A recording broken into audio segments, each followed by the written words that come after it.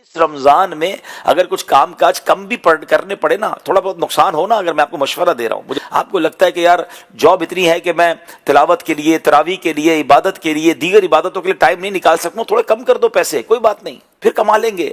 رمضان ایک سال بعد آئے گا، پتہ نہیں میں ہوں گا کہ نہیں ہوں گا۔ وہ الوداع میں پڑھتے ہیں نا کہ جب گزر جائیں گے ماہ 11، کیا میری زندگی تیری آمد کا پھر شور ہوگا، کیا میری زندگی کا بھروسہ، الوداع الوداع ماہ رمضان۔ ہمیں نہیں پتا نا، تو پلیز اچھا اس رمضان کو پتہ یہ بھی سمجھ لیں کہ ہو سکتا ہے یہ میری زندگی کا آخری رمضان ہو، تو انشاءاللہ اس کیفیت سے رمضان کو گزاریں گے تو انشاءاللہ ون آف امیزنگ رمضان ہو جائے گا۔ اچھا اب نبی پاک علیہ السلام کیا کرتے تھے؟ بی بی عائشہ صدیقہ رضی اللہ تعالیٰ عنہا فرماتی ہیں کہ رمضان المبارک کے تشریف لاتے ہی سرکار علی وقار علیہ السلام کے چہرے کا رنگ بدل جاتا تھا۔ اب نبی پاک کے چہرے کا رنگ کیوں بدلتا تھا؟ سنو، علامہ عبدالرؤوف مناوی رحمۃ اللہ تعالیٰ نے اس کی شرح میں لکھتے ہیں، اس رنگ مبارک کی تبدیل ہونے کی وجہ خوف تھا، سبب خوف تھا۔ آپ خوف فرماتے تھے کہ کہیں ماہ رمضان میں اللہ کی بندگی کا حق پورا ہونے سے میں رہ نہ جاؤں۔ یہ کون سوچ رہا ہے؟ جو اللہ کے حبیب ہیں، جو وجہ تخلیق کائنات ہیں، جن کے دل میں خوشی داخل کرنے کے لیے شب قدر میں عطا کی گئی ہے۔ آپ سوچیں وہ ان کے چہرے کا رنگ بدل جاتا تھا، کہیں رمضان کا حق نہ ادا نہیں ہو سکا تو حق کے بندگی میں رہ نہ جاؤں۔ نبی پاک کی یہ کیفیت ہے۔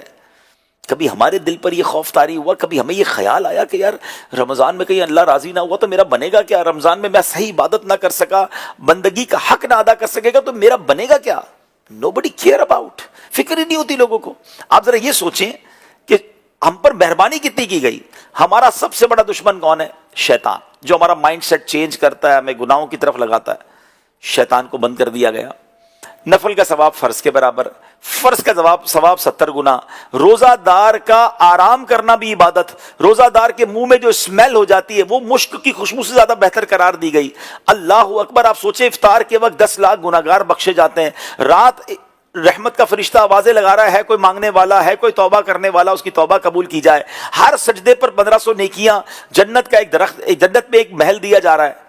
آپ سوچیں تو صحیح کتنی مہربانیاں کر دی گئیں، پھر بھی کوئی بخشش نہ حاصل کر سکے، پھر بھی اس رمضان میں اللہ کو کوئی راضی نہ کر سکے، اس سے بڑا محروم کون ہوگا؟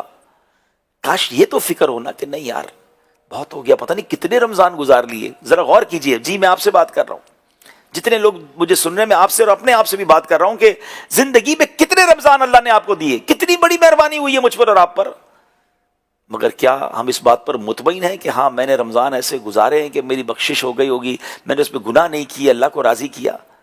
یاد رکھیے گا، جہاں رمضان کی رسپیکٹ زیادہ ہے نا، وہاں رمضان میں گناہ کرنے کی سزا بھی زیادہ ہے۔ ایک حدیث پاک کا مضمون ہے جس کا جز ہے، جس نے ماہ رمضان میں ایک گناہ کیا اس کے 1 سال کے اعمال برباد کر دیے جائیں گے۔ اب سوچئے، ایک گناہ پر 1 سال کے اعمال برباد ہوں گے رمضان میں۔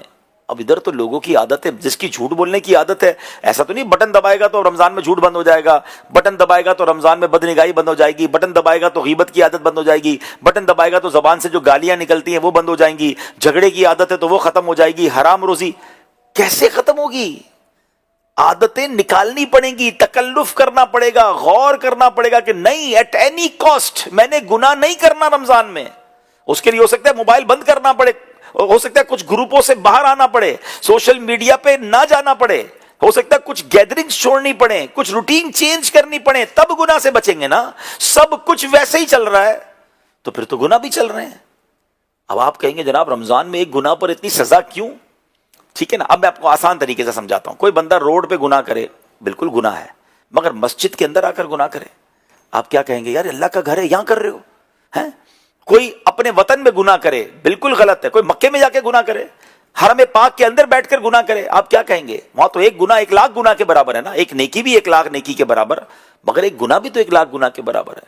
بالکل ایسے ہی رمضان میں جب نیکیوں کا اجر بڑھا دیا گیا نا، تو رمضان میں گناہ کی پنشمنٹ بھی زیادہ ہے۔ پلیز عادتیں سدھارنی ہے۔ رمضان سے پہلے میں دعوت اسلامی کا شکر گزار ہوں، ہم شکریہ ادا کرنا چاہیے ہمیں، مجھے اور آپ کو رمضان آنے سے پہلے اتنا پیارا اجتماع مل گیا جس میں ہم یہ ریئلائز کرنے بیٹھے ہیں ہاؤ ٹو اسپینڈ رمضان، ہم کس طرح اپنے آپ کو گناہوں سے بچا سکتے ہیں رمضان میں۔ Hmm.